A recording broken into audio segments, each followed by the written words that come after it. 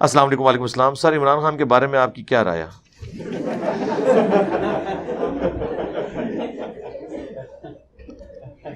یہ جس نے سوال لکھا ہے نا وہ مجھے صرف یہ بتا دے کہ عمران خان صاحب کی اپنے بارے میں کیا رائے ہے اور ٹائم قیامت تک ہے.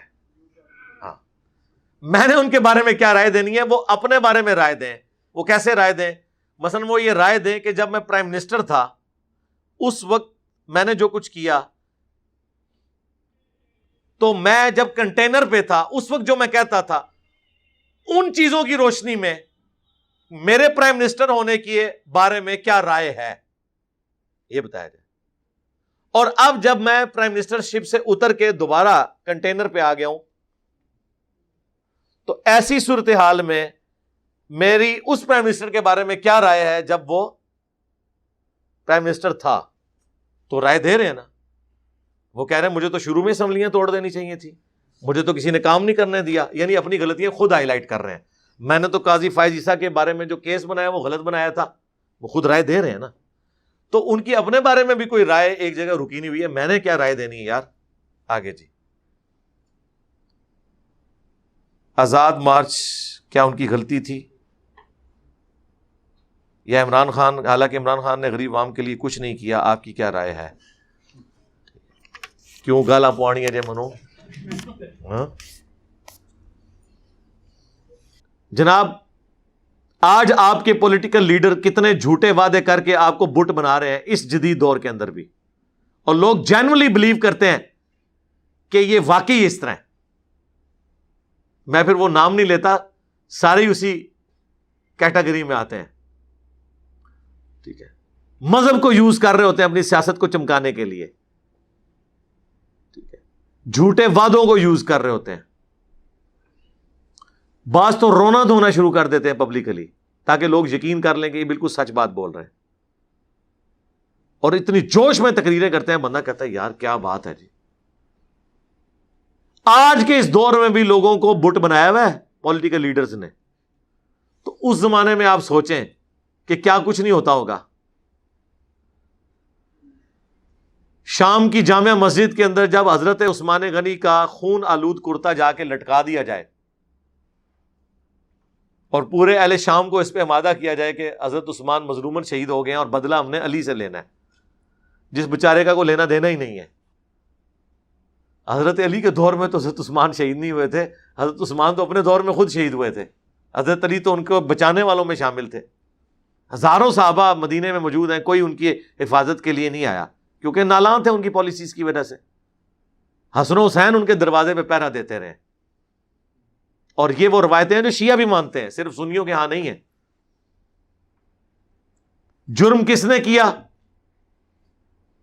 اور کھاتے میں حضرت علی کے فٹ ہو گیا اور ہزاروں لوگوں کی مت مار دی. جنگ صفین اسی وجہ سے ہوئی. اور یہ خون آلود کرتے اس زمانے میں جو لوگ لٹکا رہے تھے نا, آج بھی یہ چیزیں سوشل میڈیا کے اوپر کلپس کی فارم میں, پوسٹوں کی فارم میں, آج بھی پولیٹیکل لیڈر یہ خون آلود کرتے ہیں جو لٹکا رہے ہیں لوگوں کو دھوکہ دینے کے لیے. ایک ہی بات کے بارے میں مختلف پولیٹیکل لیڈرز کے مختلف ورژن آ جاتے ہیں. عام آدمی پاگل ہو جاتا ہے, یار میں کس کی بات سنوں کس کی نہ سنوں. اس زمانے میں تو پھر آپ سوچ سکتے ہیں انفارمیشن کی کمی کتنی تھی. تو لوگوں کو بت بنانا, پاگل بنانا, اپنے پیچھے لگا لینا آسان تھا. آج بھی اگر دنیاوی تعلیم نہ ہو, سوشل میڈیا نہ ہو, تو جو تھوڑا بہت لوگوں کے دماغ کھلے ہیں یہ بھی نہ کھلتے. سب سے بڑا ثبوت یہ ہے کہ پاکستان کے پولیٹیکل سسٹم میں اسٹیبلشمنٹ کی جو انوالومنٹ ہے, جو آج تک بہت کم لوگوں کو پتا تھی, آج ہر بچے کو پتا چل گئی ہے. ہمارے ماں باپ, ان کے ماں باپ بالکل اس حوالے سے زیرو تھے. اس زمانے میں کوئی لاکھوں میں ایک بندہ اس طرح کی بات کرتا تھا نا تو لوگ کہتے تھے نہیں یہ تو غدار وطن ہے, ایسا نہیں ہوتا. اور آج بچہ یہ بات کر رہا ہے. الٹا جو یہ کام کرنے والے ہیں نا وہ بھی کہہ رہے ہیں کہ ہمارا پالیٹکس سے کوئی تعلق نہیں, ہم نیوٹرل ہیں.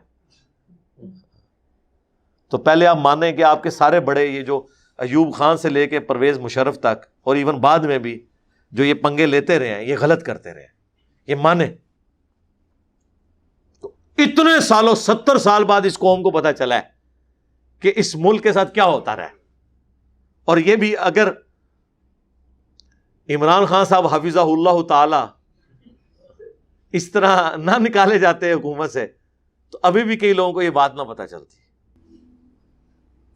تو اس لیے معاملات بعض اوقات اس طریقے سے جذباتی طور پہ لوگوں کو ایکسپلائٹ کیا جاتا تھا اس زمانے میں بھی، آج بھی لوگ کر رہے ہیں. مذہبی پیشوا بھی آپ کے یہی کر رہے ہیں. نہیں کر رہے. آپ نے اپنے ملک میں کسی کو بدنام کرنا ہے، اسے آپ کہتے ہیں یہود و نصارہ کا ایجنٹ، یہ اسرائیل کو تسلیم کرنا چاہتا ہے، یہ انڈیا کا ایجنٹ ہے. اب کسی نے اس کی تحقیق نہیں کرنی، بس صرف مشہور کر دینا ہے. قوم اس کے پیچھے لگ پڑے گی. مولانا فضل الرحمان صاحب نے ایٹ لیسٹ اپنے ماننے والوں کو تو منوا لیا نا کہ عمران خان صاحب یہودیوں کے ایجنٹ ہیں. وہ بجائے چیختے رہے کہ میں اسرائیل کے خلاف بولتا ہوں، ٹھیک ہے جی میں نے تو اسٹیبلشمنٹ سے پھڈا لے لیا اسرائیل کے تسلیم کرنے یا نہ کرنے کے اعتبار سے، وہ قسمیں اٹھائیں بے شک، لیکن جتنے لوگوں تک بات پہنچ چکی ہے وہ تو انہیں یہودی ایجنٹ مانیں گے. تو کہیں گے تو ڈاکٹر سرار نے تو پہلے ہی بتا دیا تھا، ڈاکٹر سرار نے تو ویڈیو میں بتایا ہوا ہے عمران خان کے بارے میں. اس وقت 90s کے اندر جب ان کی شادی ہوئی تھی وہ یہودیوں کی، وہ اس فیملی کے ساتھ ان کا جب تعلق بن گیا، حکیم سعید صاحب نے تو کتاب میں لکھ دیا. اب وہ تو عمران خان صاحب کو قبر تک ہانٹ کر رہا ہے، ٹھیک ہے، ان کے لیے خطرے ناک ہوا ہوا ہے وہ تو بس. لیکن وہ تحقیق کسی نے نہیں کرنی یار. کسی کی اسیسمنٹ تھی، جب تک آپ کے پاس پراپر ثبوت نہ ہو آپ کسی کے بارے میں کوئی رائے قائم نہ کریں. اس طرح کسی مسلمان کلمہ گو اہل قبلہ کے اوپر پلیز اس طرح کے الزامات نہ لگائیں. اللہ سے ڈریں. اور یہی بات میں عمران خان صاحب اور ان کے ماننے والوں کو کہوں گا کہ آپ بھی جو دوسروں کے بارے میں الزامات لگاتے ہیں، ثبوت کے بغیر آپ الزامات نہ لگائیں. قرائن کی روشنی میں تو کچھ بھی بتایا جا سکتا ہے. یہ جو ایک فراڈ ہے نا، ایسٹ بیانڈ مینز، یہ دنیا میں ہر انسان کے اوپر بنایا جا سکتا ہے. یہ ایک ایسی چیز ہے کسی کے اوپر بالکل جو فیئر بھی ہو نا اس کے اوپر بنایا جا سکتا ہے. ہر چیز نہیں کوئی ہوتا ہے. اب میرے پاس کروڑوں کی ملکیت کا مکان اور وہ چیزیں موجود ہیں، آپ کہیں گے جی آپ کی تو تنخواہ اتنی تھی. مجھے پتا ہے وہ کیسے ہوا ہے. میں نے جس زمانے میں خریدا وہ سستا تھا، اس وقت میرے والد صاحب نے مجھے کچھ پیسے دیے، اس وقت زمین میں نے لی 35,000 روپیہ مرلہ، آج وہ 10 لاکھ روپے مرلہ ہے. چند سالوں کے اندر وہ بڑھ گیا ریٹ. اب مجھے کہنے جی آپ کی تو پوری زندگی کی تنخواہ اتنی نہیں بنتی جتنے کا مکان کے آپ مالک ہیں. تو اب میں وہ کہاں سے وہ ساری چیزیں بتاؤں گا؟ کچھ چیزیں تو ریٹرن میں ہوں گی. اب ظاہر باپ بیٹے کو جب دیتا ہے تو وہ ضروری نہیں کہ بینک کے تھرو ٹرانزیکشن کرے، بائی ہینڈ بھی دیتا ہے. ان کے پاس اگر کوئی زیور ان کا اپنا موجود ہے تو مجھے دیں گے کہ یہ بیچ کے تو یار یہ پیسے لگا لو. اب مجھے بتائیں اس کی ریسپٹ میں نے سنبھال کے رکھی ہوئی ہوں گی. ابھی بھی کروڑوں کے کاروبار زبانی کلامی ہو رہے ہیں. کسی کے اوپر بھی آپ کو الزام لگا سکتے ہیں. جب تک ثابت نہ ہو آپ کوئی رائے قائم نہ کریں. ثابت اس نے کرنا ہوتا ہے جو الزام لگاتا ہے کہ ہاں یہ نہیں کہ بادیوں نظر میں ایسا لگتا ہے. بادیوں نظر میں تو میرے بھائی کوئی بندہ نہیں بچے گا، یہ میں آپ کو بتا دوں. جوڈیشری اس کے اوپر چلتی ہے کہ آپ چیز ثابت کریں. اگر ثابت نہیں کر سکتے اللہ خود بدلہ لے گا، دنیا میں مکافات عمل کے ذریعے، آخرت میں عذاب کے ذریعے. آپ بری ذمہ ہیں اس حوالے سے.